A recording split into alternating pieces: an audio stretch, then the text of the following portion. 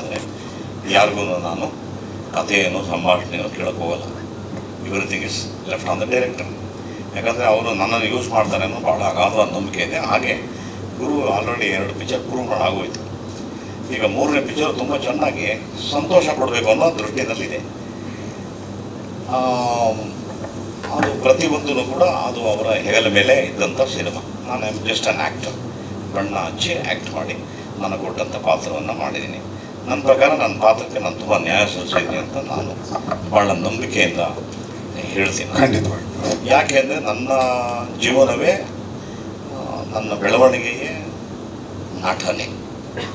ತುಂಬ ಬಾಲ್ಯಾವಸ್ಥೆಯಿಂದ ಕನಸು ಕಂಡು ನಾನು I should become an actor ಅಂತ. ಅದಾಗಿದ ಮೇಲೆ ನಾನು ಪರಿಪೂರ್ಣವಾಗಿ ಅದರ ಬಗ್ಗೆ 100% ಆಲೋಚನೆ ಮಾಡೋದು. Just A good job. ನನ್ನನ್ನು ನಕ್ಷಕ್ಕೆ ಒಂದು ಯಂತ್ರವಾಗಿ ಬಳಸ್ಕೊಂಡು ಅವರ ಬುದ್ಧಿಶಕ್ತಿಯಲ್ಲಿ ಒಂದು ಕಥೆಯನ್ನು ಮಾಡ್ಕೊಂಡಿದ್ದಾರೆ. ಅದು ಒಬ್ಬ ಡೈರೆಕ್ಟ್ರಿಗೆ ಒಂದು capacity.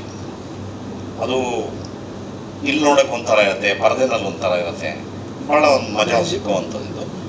ಇದಿಷ್ಟೊಂದು once again I will clarify everything, every word is his word. I am just an actor. ತಾವೆಲ್ಲ ಬಂದಿದ್ದೀನಿ, ಭಾಳ ಸಂತೋಷ. ನಾನು ತುಂಬ ಹೆಚ್ಚಿಗೆ ನಿಂತ್ಕೊಳ್ಳೋಕ್ಕಾಗಲ್ಲ. ಸೊ ಹಾಗಾಗಿ ಈ ಚಿತ್ರದ ಟ್ರೇಲರ್ನ ನೋಡಿದ್ದೀನಿ, ಖುಷಿ ಆಯಿತು. ಶುಭ ಹಾರೈಸಿ, ಒಳ್ಳೆಯದಾಗಲಿ, ನಿರ್ಮಾಪಕನ ಒಳ್ಳೆಯದಾಗಲಿ, ಡೈರೆಕ್ಟರ್ ಕಾನ್ಸೆಪ್ಟ್ ಮುಂದಕ್ಕೆ ಹೋಗಿ. ಆಮೇಲೆ ಇನ್ನೊಂದು ಯಾವುದೋ ಸಿನಿಮಾ ಬಗ್ಗೆ ಹೇಳಿದ್ರೆ ನಾವು ಯಾವುದೋ ಒಪ್ಪಿಲ್ಲ, ಅದು ಯಾವುದೂ ಮಾಡಿಲ್ಲ. ಸುಮ್ಮನೆ ಅವರೊಂದು ಸರಿ ಜೋಕು ಹೇಳಿದ್ದಾರೆ, ನನಗೆ ಇನ್ನೂ ಯಾವುದು ಒಪ್ಪಿಗೆ ಆಗಿಲ್ಲ ಅಂತ. ಸೊ ಹಾಗಾಗಿ ಇದಿಷ್ಟು, everything is directors and the stage is given to the director. Question is yours, answer is this, enjoy.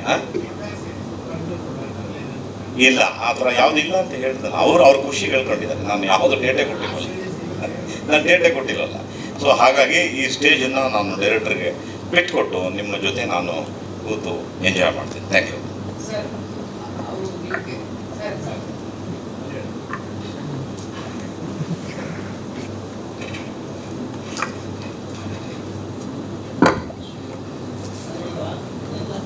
Channel subscribe ಮಾಡಿ, ಬೆಲ್ ಐಕಾನ್ ಕ್ಲಿಕ್ ಮಾಡಿ.